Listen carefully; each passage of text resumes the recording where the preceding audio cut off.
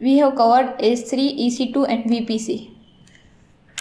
Now let's cover ECS, ECR, CloudWatch, Lambda, SNS topics, EKS, right? So it will be fun. Elastic bin as well.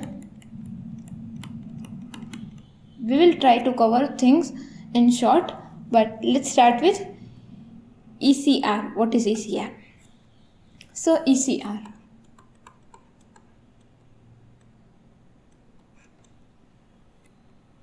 So you have Docker Hub to store your images of Docker, right? So I have covered Docker in the previous lecture, so you could check it out there. In this playlist you could check out a Docker lecture, right? So we have Docker Hub.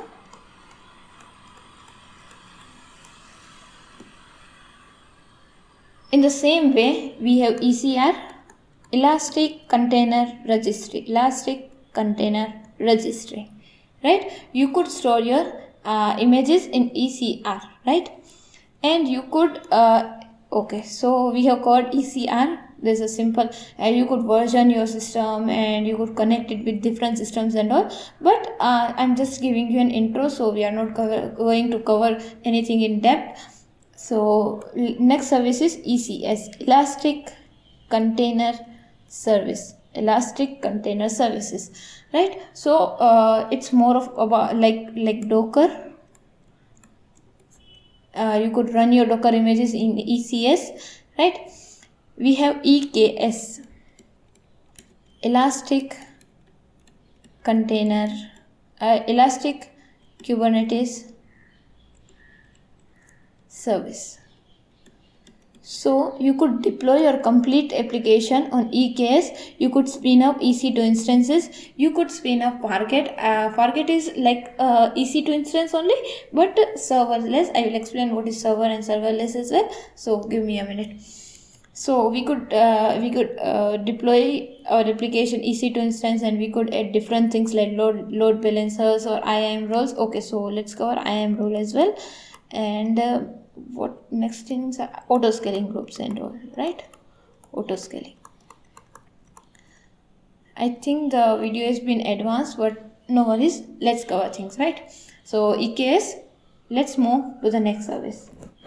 So you could we haven't covered Terraform, or I would explain you more about Terraform as well, but for AWS we have AWS CLI. To interact with AWS CLI part, you have UI part as well, but CLI is most preferred by expert professionals.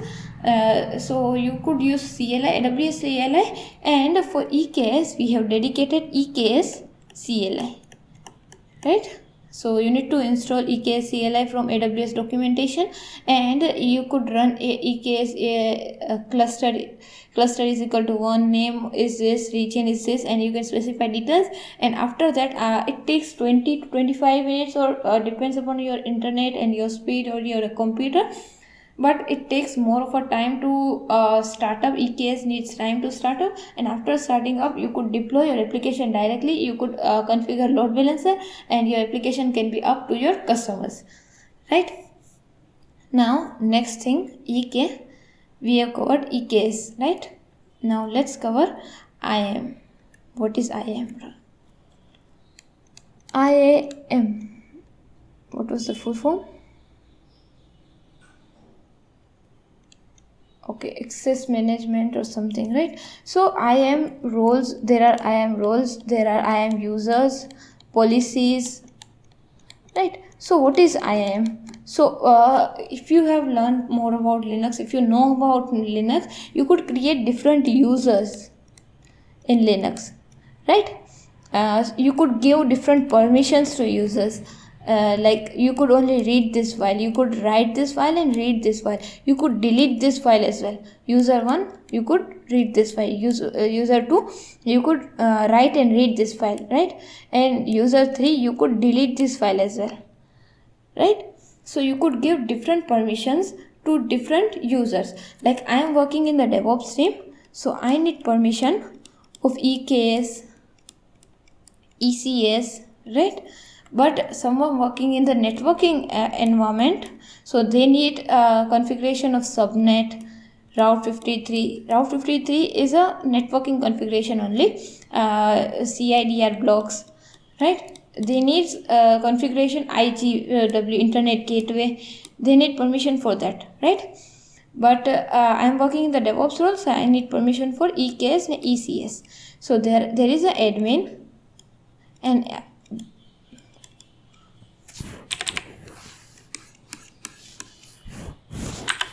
so there is an admin, and below admin there are different users and different teams, right? Managing different things, right? So admin give different permission to different users, and in the same way, so we have talked about users, let's talk about roles, right? So if your EKS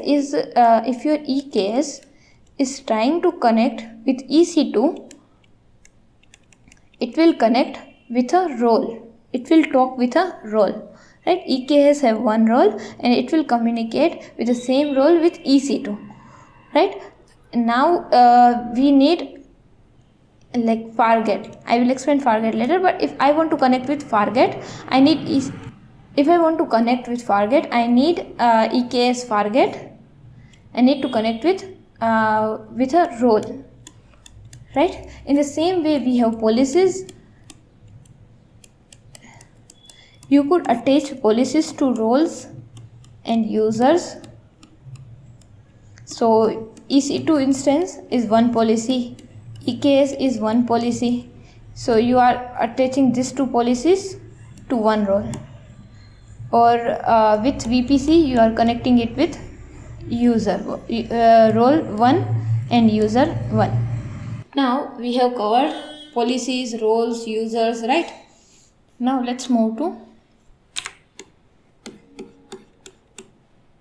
CloudWatch.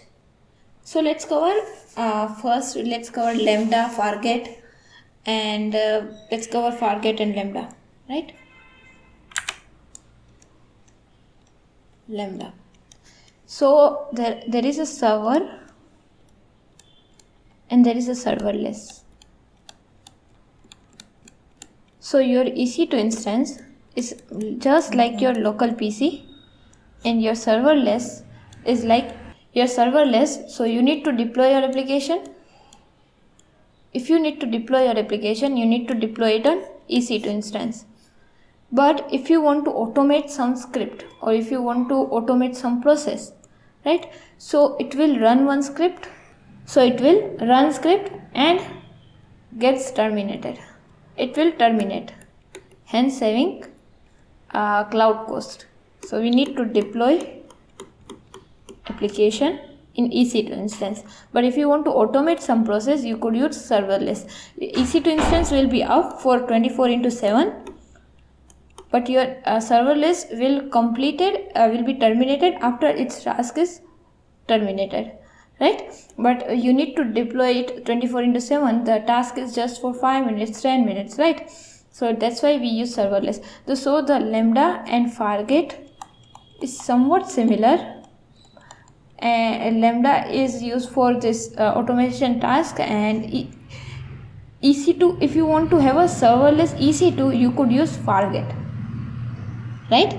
So let's not go detail into that, but just understand Lambda and Fargate are similar. EC2, if you want to deploy something, you could deploy it on EC2 instance, and if you want to automate something, and if you want to if you want to stop after that, if you want to test something, and if you want to stop that machine after that, you could use serverless, right? I think this is clear, right? Let's move forward. Let's talk about CloudWatch.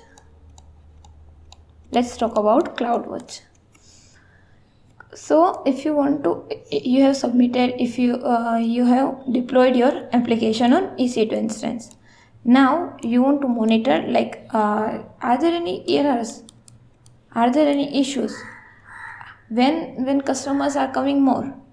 You want to see everything like that, right? So you want to have a look of logs 24/7 to just check if everything is working and all, right? So you use CloudWatch for that. Rather than sitting 24/7 on your seat and watching CloudWatch logs continuously, you could rather than watching your application continuously, you could use CloudWatch. CloudWatch brings all the logs of EC2 instance, the deployed application, right? And you have a CloudWatch, right? And if anything goes wrong, and if there any error comes up, so like any error come up, but we don't know that CloudWatch have an error, so what we need to do, we need to integrate it with SNS service, simple notification service, right?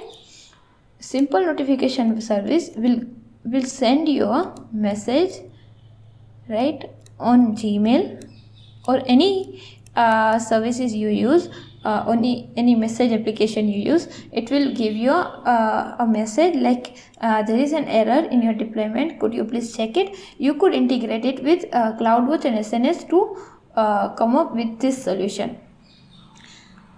And I have already created a project on this, you could check it out in description. I have created it on another channel. It was more like a guest lecture, so I have submitted this in description, so you could check it out, right? So I think CloudWatch and SNS is covered as well. Let's last services, let's talk about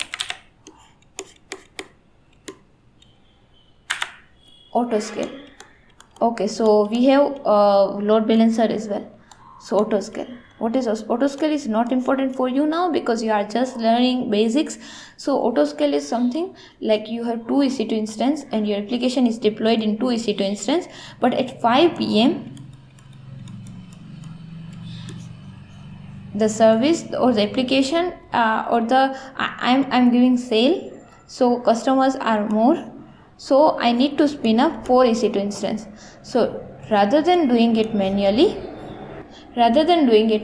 what I could do is to automate this process. And how could I automate this process? With autoscale. Like at 5 p.m. spin up 3 instance, at 10 p.m. there is no two less customers, at 10 p.m. I have less customers, so spin down 2 instances and keep 1 instances only, right?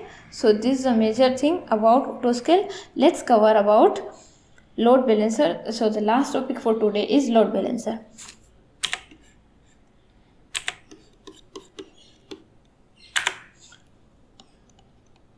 Load balancer. So what is load balancer? So you have deployed your application in EC2 instance and your customer wants to access your application.